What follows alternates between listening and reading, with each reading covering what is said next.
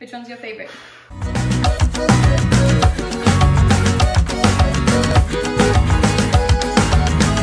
G'day mate, my name's Margie. Hi, my name is Kami. And welcome to our YouTube home, Mixed and Nerdy. Yes, we do videos about our passions, our projects, and biracial parenting. So for today's video, we wanted to have a look at the top 5 diverse baby board books from our local library. In fact, there were only 5 diverse baby books in our local library. At the time that we were looking. So maybe there might be 1 or 2 extra more that might have been out on loan. But in general, the books that we picked out were ones that we could find that had more than just 2 token diverse babies or 2 token diverse illustrations in the books. So we wanted to find things that were actually as close to equal that we could find. And again, this isn't to like slam local libraries or anything like that. I think it's just very indicative of the type of selections you're gonna get when you're looking for diverse baby books or just books that include representation for people who look like me. For the books that we're looking at today, we'll leave a link to each of them down below in the description box. Of course, looking for diverse baby books on Amazon is a lot easier than looking at them in the local library, which I think is also a bit of a sign of how hard it is to actually get books into a library sometimes and to get them out to people in general who maybe can't afford to buy them all the time on Amazon. Yeah, so you're likely to find more books at like Barnes & Nobles or popular bookstores just because of current events and the movements. They're starting to cater more towards diversity. And also, I just think that historically you're gonna find a lot of publishing houses that were catering to the masses, and the masses that, you know, historically were reading a lot of baby books were not always diverse. Yeah, also there's something to be said to do with funding as well. Obviously, local libraries maybe don't get as much funding as they need to sometimes to increase the amount of books that they have, but also then the turnover of books is a big thing too. So there's a lot of different factors that go into this, but we wanted to share with you the ones that we found that we think are really great. Starting off with number 5, Baby Touch Your Nose. So this is a really cute little book that of course has a really glittery cover and very glittery and like sort of textured inside.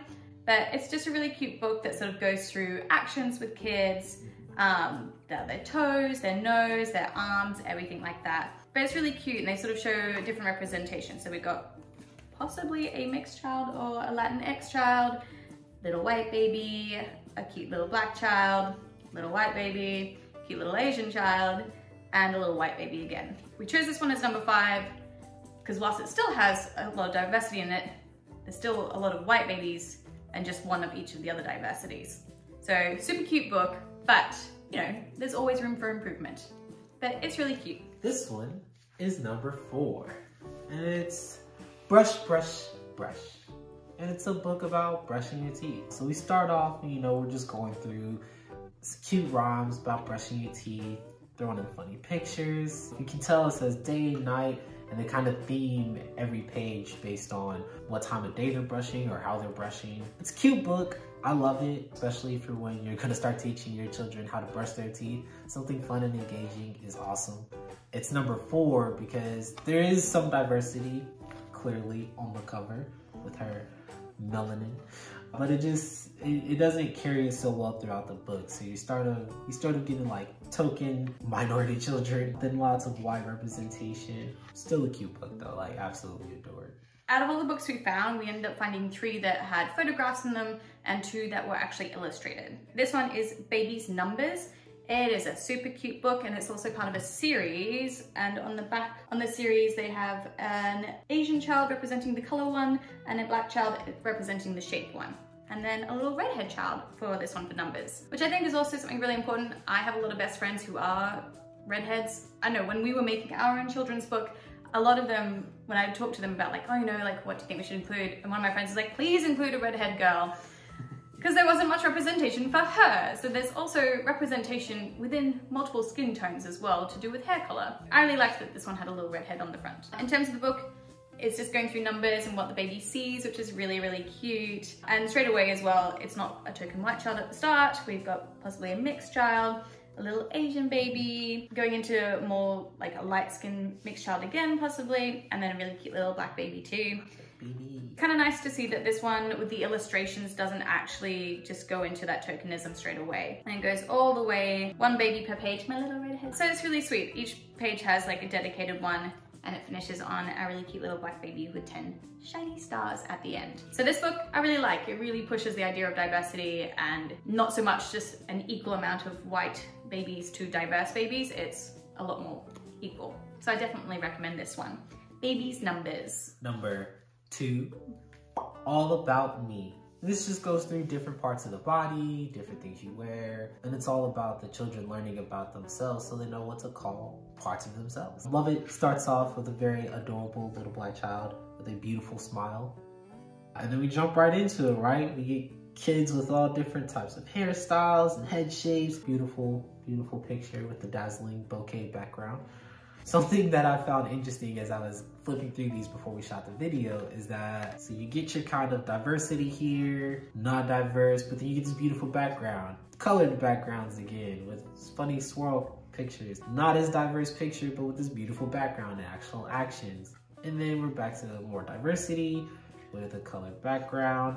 Clearly all Caucasian children, but they get the sports team picture. More diversity, it's all colored. And then now finally at the very end, we're getting an actual scene, which is, I don't know, maybe it was just an accidental design flaw, but I just thought it was hilarious that you flip through this and like all the diverse children were on plain colored backgrounds, and then all the non-diverse children got these really beautiful backgrounds until the end.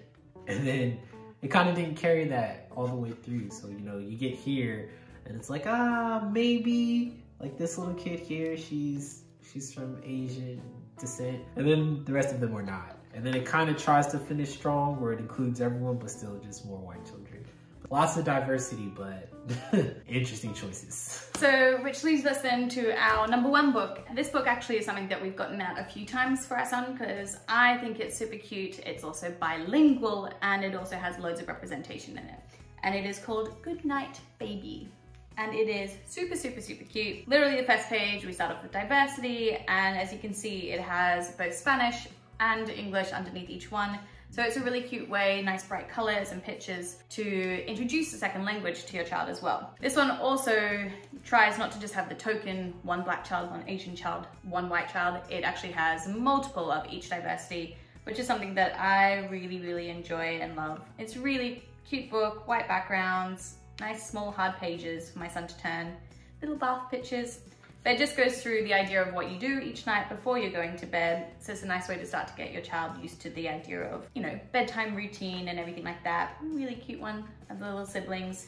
And then our little baby at the end going to sleep. Out of all of them, this one was easily our number 1 pick because it's got that sort of soft cover as well at the front. But it's really cute, it's super diverse, and it's bilingual as well. So it sort of hits a lot of those sort of check marks for us. I just want to toss in diversity, right? It's not about being, it's like, oh, the book has to look like me and I have to see black people or anything like that. I think I just want to show that, you know, there's not a lot of books that get a lot of representation. She talked about her friend with red hair, like it's never sees herself in books, and that's crazy. They don't show different hair textures, they don't show different skin tones or different facial features. You usually just get copy pasted images or like token images that are just like, oh, that one kid at the park. It's like, nah, man, like people are different. They vary. Like we are not just blank canvases to be tossed in books. Like my hair is different from other black people's hair. Her hair is different from other Australians' hair. You know, eye colors, eye shapes, like all of that matters. So when you're looking at these books, the reason it's our number 1 pick is because they chose very diverse children to represent. Yeah, and that's easily one of the most important things. Especially if you have children who are not living in a very diverse area, books are their exposure to seeing other children who might look different to them. Of course, as well as like TV and movies and everything like that is really important. But we know that books help to increase a child's vocabulary as well as help them understand the world around them. So we think it's really important, obviously, that books show as much diversity as they possibly can. In saying that though, baby books are really small. There's only so much you can ever pack into them. So it's completely understandable that sometimes you can't get every single thing that you need into just one book. We had the same issue with our book, behind us, My Santa, Your Santa. You want to put in as much as you can, but still at the same time be a children's book or a baby's book. Yeah, we understand that there's difficulties in doing that, but that's why there's the idea of having multiple books, so that ideally through a few different books you can get that diversity that you're looking for. Don't forget, books help bring creativity and expand the imagination. My child loves his small library, so buy books. Buy books. The one thing I will say that we noticed that wasn't really represented as well was children with disabilities. That's probably something that I think is also really important, because there can be a stigma around it. Children don't understand it if they don't see it. That's probably the one thing that really frustrated me, is when I was looking through a lot of these books, there were books obviously with some children with disabilities or in wheelchairs, but they were all white children in a predominantly white book, which is why we didn't pick them for today. So that's really frustrating too. Again, diversity doesn't just count for skin tone or for hair texture, it's also for abilities as well. So that's really important and something to look for when you're looking for books too. Yeah, it's about normalizing the world, because the world's different. So you expose your children to as much as possible, so that when they encounter the world, you know, you don't have that one weird moment where your child asks, where's her leg? That could be awkward. We want to include some resources obviously as well, so there'll be links down below to books that have diverse backgrounds, diverse skin tones, as well as different ability levels, so that if you're interested you can go and check some of those books out as well. So thank you guys for watching our video. It's been an absolute pleasure sharing our experiences and just some of our thoughts with you. Don't forget to leave a comment down below. Do you have any favorite diverse baby books? What is your local library like as well? Or if you haven't even checked out your local library, go do it. Go see what's there. They also have feedback boxes as well usually, so then you can leave a note there saying, hey look, I'm looking for this kind of book or this sort of diversity in this age range of books, I'm not really finding it. Is there anything you guys can have a look into? So that's always a good idea as well. Help your local libraries find the books that maybe you're looking for too. They cater to you guys. And they're definitely looking for community input, because that's how they build their selection. If you guys only ever read space fantasy books, they'll only ever carry space fantasy books. So if you like baby books as much as we do, don't forget to hit that like button down below as well. And while you're at it, if you can hit subscribe, it means a lot to helping us build our channel here and our YouTube home, so we can share our passions, our projects, and our life as biracial parents with you too. Which one's your favorite? Honestly, I like rhyming books, so I like the teeth book. Goodnight Baby is number 1. Baby Numbers maybe my number 2. Because I love the illustrations, they're super cute. You know.